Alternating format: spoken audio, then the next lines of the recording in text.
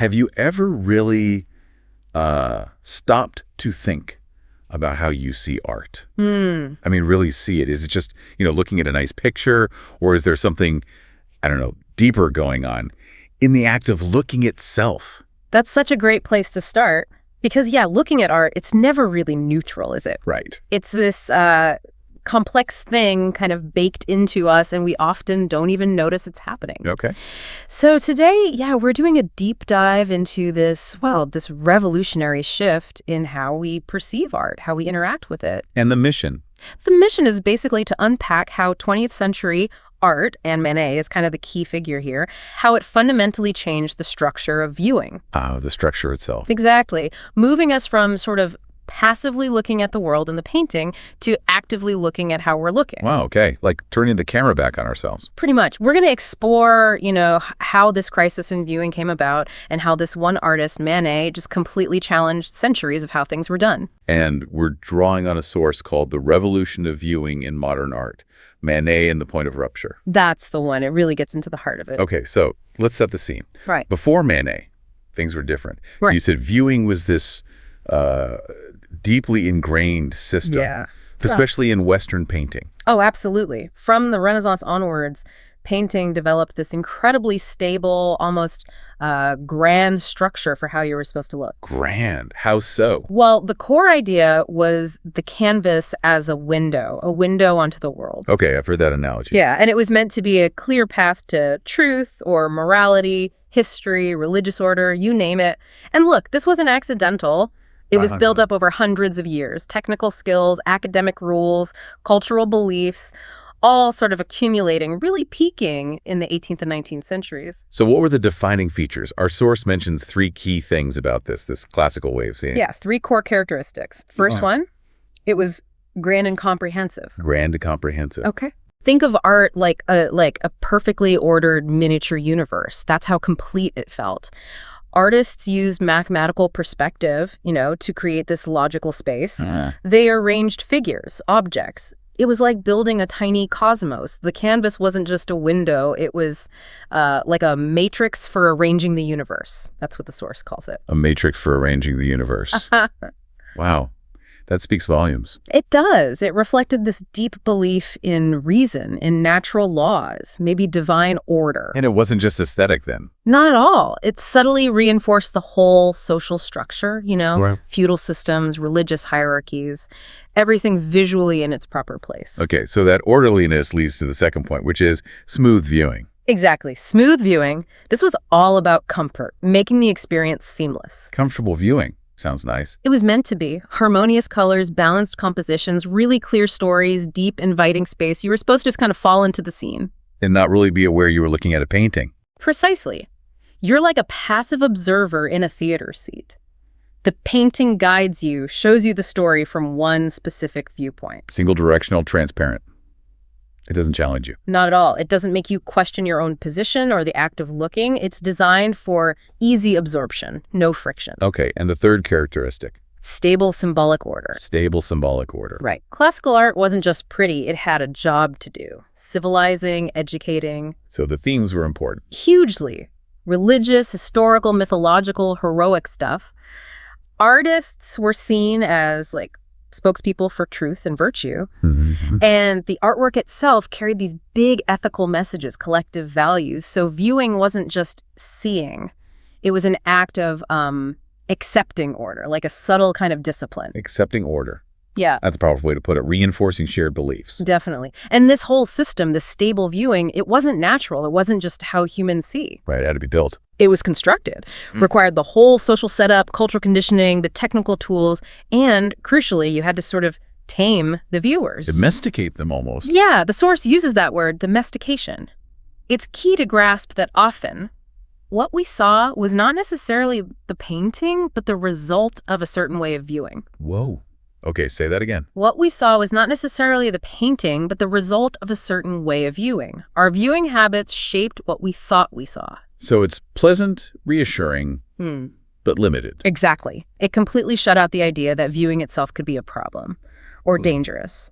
or a place for uncertainty, conflict. It just quietly reshaped how you thought. And this lasted for centuries. For centuries, deeply rooted in European culture. From God's place in perspective drawings to the social ranks shown in portraits, largely unchallenged. Okay, so this stable, comfortable world, it sounds almost too good to last. And it didn't, right? Mid-19th century hits. Bam. The cracks appear, history and viewing, they just fall out of sync. Right as sync. Yeah, that traditional system held up by ideas about the sacred, the sublime, the rational, it just starts to crumble under all these new pressures. A collapse. Yeah. So what caused it? What were these forces strong enough to break centuries of tradition? It wasn't just one thing. It was several massive shifts happening kind of all at once. A perfect storm, really. Okay, let's break them down first. First up, urban transformation. Think about cities exploding, especially Paris under Napoleon III and Haussmann. Ah, the boulevards. Exactly. Boulevards, squares, glass arcades, totally reshaping public space. And that created completely new ways of seeing. How so?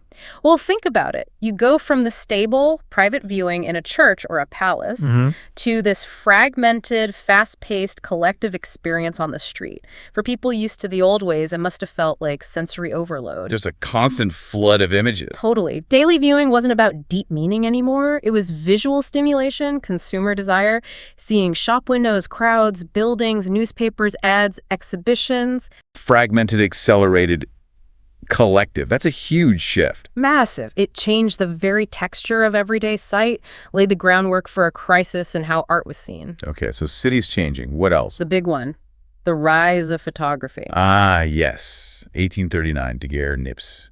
Game changer. Absolute game changer. Suddenly, images could be captured mechanically, not painstakingly painted. Right, painting was constructive, arranging, selecting, changing things. Yeah, whereas photography felt like a suddenly discovered truth, a direct slice of reality, instantaneous. And the impact on painting.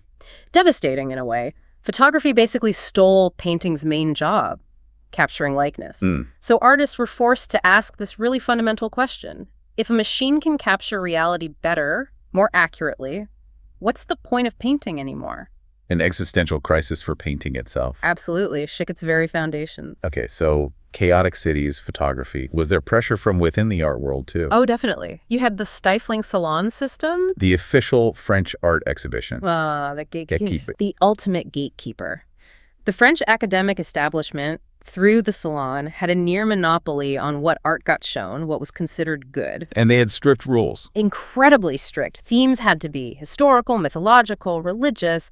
Forms had to follow classical ideals proportion, light, shadow, clear narrative. Technique had to be about perfect reproduction, controlled emotion. And if you deviated, you were out. Dismissed as immature, immoral, even unskilled.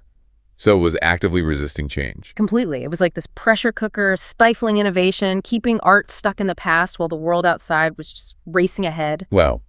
Okay, one more force mentioned in the source. Yes, the commercialization of visual culture. Right. Ads, posters. Exactly. The 19th century saw this huge explosion of popular visual stuff. Newspaper pictures, advertising posters, mass-produced art books. And this stuff wasn't about the sublime or the sacred. Not at all. Its whole purpose was just to catch the eye, provide consumer stimulus, get an immediate emotional resonance. So viewing becomes cheaper, more superficial. You could say downgraded. Yeah, from this kind of spiritual, educational activity to just a visual habit, a transaction. Okay, so you put all that together, the frantic city, photography stealing reality, a rigid salon system, and this flood of commercial images. Yeah, what does it mean for artists? Painting couldn't just keep doing what it had always done. It wasn't sustainable. They had to redefine everything. Everything. Their starting point wasn't what to paint anymore. It was why paint. And not just for whom to paint, but how is viewing even possible now in this completely new reality? The whole structure was falling apart. Disintegrating. And this is the moment, this point of rupture. This is where Manet steps in. Edouard Manet. Okay. Our source says he wasn't necessarily the first to break rules or even the most radical. No, maybe not in some ways. But he was groundbreaking, utterly groundbreaking, because he was the first artist to make the act of viewing itself the main event. The act of viewing becomes the subject. Exactly. With Manet, the canvas changes. It's not a theater anymore. It's a site. A sight. A place where viewing happens, where it's put under scrutiny. It's not a window onto a perfect world. It's more like a wall you bump up against. A wall. Interesting. Yeah, it's not just showing you beauty. It's deliberately stirring up the act of looking, making you aware of it. And he did this quietly, not with big dramatic gestures. That's the fascinating part. No romantic Sturm und Drang. He used this extreme calm, this restraint, but within that calm, he planted these, the source calls them, seeds of viewing crisis. Seeds of crisis, like in Luncheon on the Grass or Olympia. Those are the prime examples. Seemingly simple paintings, but deeply provocative. They were called spears, piercing the comfortable pupils of viewers. Spears, because they cause discomfort, disarray. Total discomfort. They just shattered that smooth viewing people expected, made them confront their own gaze, their assumptions. And the establishment hated it. Oh, they were rejected, mocked by the official salon, famously. But that rejection actually led to something crucial. The Salon des Refusés. The exhibition of the rejected, exactly. And that moment, that exhibition, you could argue, it marks the real birth of modern art finding its own way to be seen outside the old system. So, Manet's answer to that existential crisis of painting, His powerful answer was, paint the one thing photography couldn't capture. which was The contradictions of viewing itself. He became a disassembler of how we see, not just a reproducer of what's seen. a disassembler. I like that. Yeah. He didn't reject viewing. He used the canvas to make the act of viewing totally impossible to ignore. He put a mirror up, in a way, made us look at ourselves looking. Right. So, recapping here, we've traced how this really ingrained, comfortable way of seeing art dominated for centuries. Yeah, the stable system. How it got completely shattered by these massive changes in the 19th century. Urban life, photography, the salon, commerce, Creating this deep crisis. which demanded a totally new response from artists. And Manet emerges Right at that point of rupture.